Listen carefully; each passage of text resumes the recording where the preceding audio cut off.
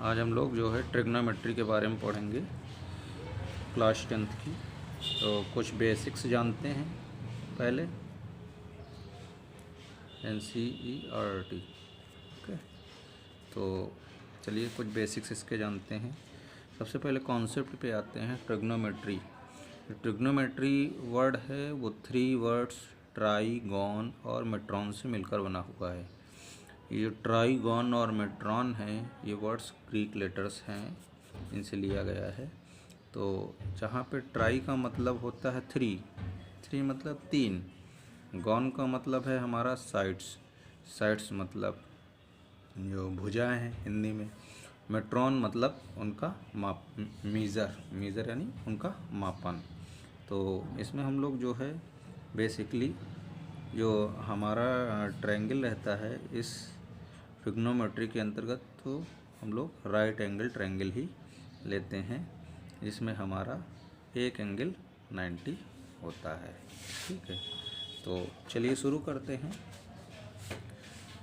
अब इसके कुछ बेसिक्स के बारे में बताते हैं आपको। जैसे ये हमारा ABC राइट एंगल ट्रायंगल है।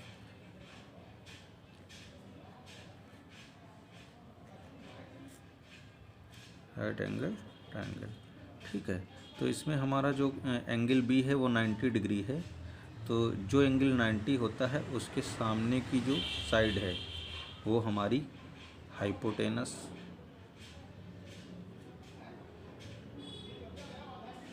या इसको हिंदी में कर्ण कहते हैं। हाइपोटेनस कहलाती है या इसको हिंदी में कर्ण कहते हैं। और ये हमारा जो होता है इसको कहते हैं बेस इंग्लिश में, और हिंदी में इसको हम लोग कहते हैं आधार। ओके, और ये जो बची है बेस पे जो ये परपेंडिकुलर है इसको हम लोग कहते हैं परपेंडिकुलर, या हिंदी में हम लोग इसको लंब कहते हैं। ठीक है, तो हमारा जो पूरा ट्रिग्नोमेट्री है वो इसी पर ही बेस्ड है। 3 साइड्स से जो घिरा हुआ हमारा एरिया होता है वो ट्रायंगल बन जाता है, लेकिन इसमें हम लोग बेसिकली राइट एंगल ट्रायंगल का ही यूज़ करेंगे। ठीक है, तो चलिए शुरू करते हैं।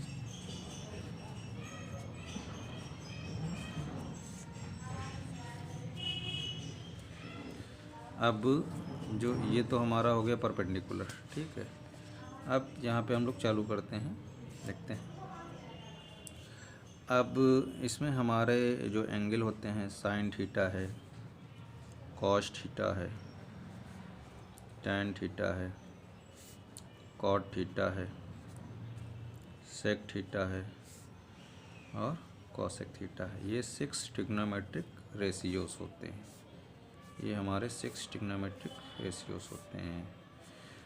तो इसमें हम लोगों ने ट्रायंगल में अभी यहाँ समझा कि ये एक परपेंडिकुलर होती है साइड, और एक साइड्स को हम लोग हाइपोटेनस कहते हैं और एक साइड को हम लोग बेस कहते हैं। सारा कुछ इसी पर ही बेस है। अब जो हमारा साइन थीटा है, मान लेते हैं ये जो ए एंगल है ये हमारा थीटा है। ठीक है, तो जो साइन थीटा होगा वो होता है परपेंडिकुलर अपॉन हाइपोटेनस, यानी लंब बट्टे का। इसको परपेंडिकुलर यानी P अपॉन हाइपोटेनस भी लिख सकते हैं, या हिंदी में अगर लिखना चाहें तो इसको लिख सकते हैं लंब बट्टे का। ओके, और ये हमारा कॉस थीटा है। कॉस थीटा होता है बेस अपॉन हाइपोटेनस, तो बेस को हम लोग B लिख लें और हाइपोटेनस को H, तो बेस अपॉन हाइपोटेनस हो गया। इसको कहेंगे, हिंदी में कहेंगे इसको आधार बट्टे का। ओके, अब ये हमारा जो यहाँ पे टैन थीटा है, टैन थीटा को कहते हैं परपेंडिकुलर अपॉन बेस। इसको हिंदी में कहते हैं लंब बट्टे आधार। ओके, अब ये हमारा कॉट थीटा है। ये 3 रेशियोस हमने लिख दिए, इन्हीं पर ही पूरा जो है हमारा डिपेंड है। जैसे साइन का उल्टा कॉसेक होता है, तो कॉसेक में हम लोग पलट देंगे, ये हाइपोटेनस ऊपर हो जाएगा और परपेंडिकुलर नीचे हो जाएगा, यानी कर्ण बट्टे लंब हो जाएगा हमारा। अब टैन का उल्टा, कॉस का उल्टा क्या होता है, सेक होता है। तो यहाँ पे हाइपोटेनस ऊपर हो जाएगा, बेस नीचे हो जाएगा। हाइपोटेनस को कहते हैं कर्ण और इसको कहते हैं आधार। ओके, यहाँ पे कॉट थीटा हो गया हमारा, ये tan का उल्टा होता है, अपोजिट जस्ट। तो बेस अपान परपेंडिकुलर यानी आधार बट्टे लंब। ठीक है, ये आपको समझ में। और इसकी एक शॉर्ट ट्रिक भी है। शॉर्ट ट्रिक क्या है? हिंदी में कहते हैं लाल बट्टे कक्का। हिंदी में हम लोग कहते हैं लाल बट्टे कक्का। लाल बट्टे कक्का। अब लाल बट्टे कक्का का मतलब क्या है? जैसे ये साइन थीटा है, ऊपर लिखा है, तो साइन थीटा हो जाएगा लंब बट्टे कर्ण। फिर ये कॉस थीटा आधार बट्टे कर्ण। फिर ये टैन थीटा हो जाएगा लंब बट्टे आधार। अब नीचे से चालू करें, साइन का उल्टा होता है कॉसेक। ठीक है, तो कर्ण बट्टे लंब कॉसेक। फिर कॉस का उल्टा होता है सेक यानी कर्ण बट्टे आधार। फिर टैन का उल्टा होता है हमारा कॉट थीटा, तो आधार बट्टे लंब। ठीक है, ये तो हिंदी मीडियम वालों के लिए हो गया। अब अगर इंग्लिश मीडियम वाले हैं बच्चे तो उनके लिए क्या करेंगे?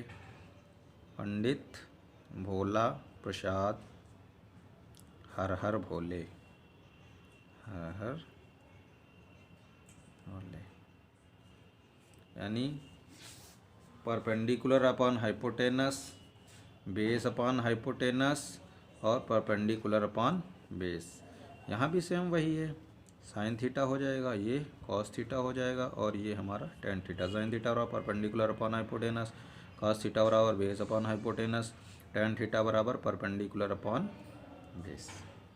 ठीक है, और जस्ट इसका अपोजिट साइन का उल्टा हो जाएगा कॉस थीटा, कॉस का उल्टा हो जाएगा सेक थीटा, साइन का उल्टा हो जाएगा कॉसेक थीटा और कॉस का उल्टा हो जाएगा सेक थीटा और टेन का उल्टा हो जाएगा कॉट थीटा।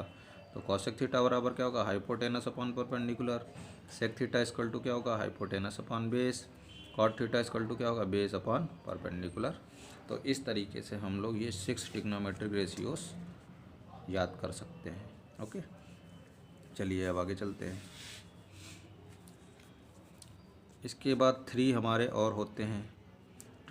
3 वो होती हैं, इक्वलिटीज़ होती हैं। एक होता है sine square theta plus cos square theta equal to 1, इसका भी बहुत यूज होता है। दूसरी होती है sec square theta minus tan square theta equal to 1। ठीक है,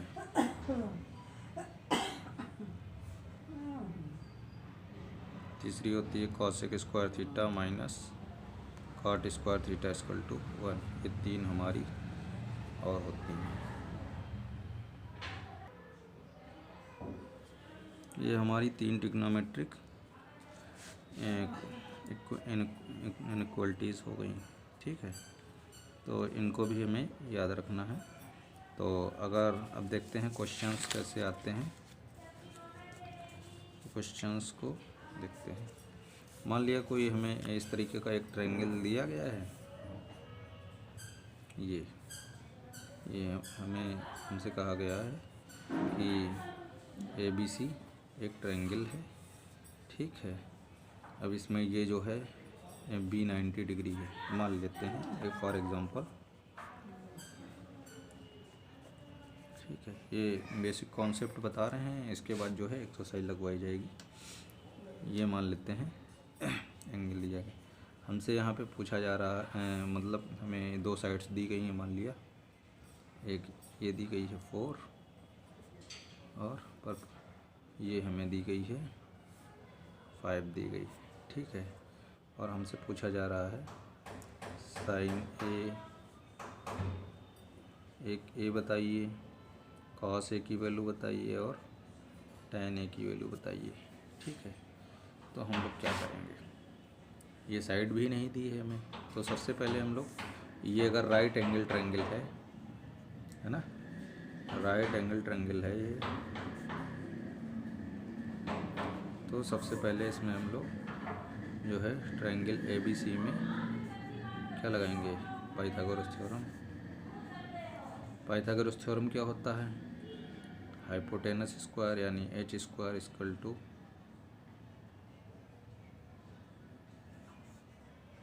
base square plus perpendicular square. Okay, तो अब हाइपोटेनस हमारा क्या है, ए सी, यानी A C square equal to A B square plus B C square. अब हमको यहाँ पे ए बी पहले फाइंड करना पड़ेगा, तभी हम साइन ए, कॉस ए और टेन ए की वैल्यू निकाल पाएंगे। तो ए सी की वैल्यू है हमारी 5, तो 5 स्क्वायर हो गया। ए बी की वैल्यू मालूम नहीं है, फाइंड करनी है। बी सी की वैल्यू है 4, तो 4 स्क्वायर हो गया। 5 स्क्वायर हो गया 25, ए बी स्क्वायर, 4 का स्क्वायर हो गया 16। अब ये 16 उधर ले जाएंगे, तो A B square equal to आ जाएगा हमारा 25 माइनस 16। माइनस करेंगे तो कितना आएगा, 9। तो A B square equal to 9, तो A B equal to under root, right, under root 9 की वैल्यू होती है 3। यानी ये हमारा जो ट्रायंगल में जो है ए बी, ये आ गया 3। अब हमको निकालना है साइन ए। क्या निकालना है, साइन ए। तो साइन ए निकालना है, तो साइन ए के जस्ट सामने का क्या होगा, परपेंडिकुलर होगा। तो ये हमारा हो गया, और 90 के सामने का ये हमारा हाइपोटेनस हो गया, ये हमारा परपेंडिकुलर हो गया, और ये हमारा बेस हो गया। ओके, तो साइन ए इक्वल टू क्या होगा, परपेंडिकुलर अपॉन हाइपोटेनस यानी P upon H, perpendicular upon hypotenuse यानी लंब बट्टे कर्ण। तो लंब की वैल्यू कितनी दी गई है, 4, कर्ण की वैल्यू कितनी दी गई, 5, तो 4/5, इसका ये आंसर आ गया। ओके, अब हमको निकालना है कॉस ए। तो कॉस ए क्या होगा, बेस अपॉन हाइपोटेनस, फॉर्मूला होता है बेस अपॉन हाइपोटेनस। ये इक्वलिटीज़ आपको याद रखनी पड़ेंगी। तो 3/5 हो गया। उसके बाद हो गया हमारा tan ए। tan ए क्या होगा, परपेंडिकुलर अपॉन बेस। तो P अपॉन बी, यानी परपेंडिकुलर कितना है 4 और बेस कितना है 3। तो ये हमारा आंसर हो गया। तो आगे अगली क्लास में जो है हम लोग एक्सरसाइज से क्वेश्चंस पढ़ेंगे। आज ये कुछ बेसिक कॉन्सेप्ट जो क्लास 10th के लिए इम्पोर्टेंट था ट्रिग्नोमेट्री का, वो हम लेकर आए हैं।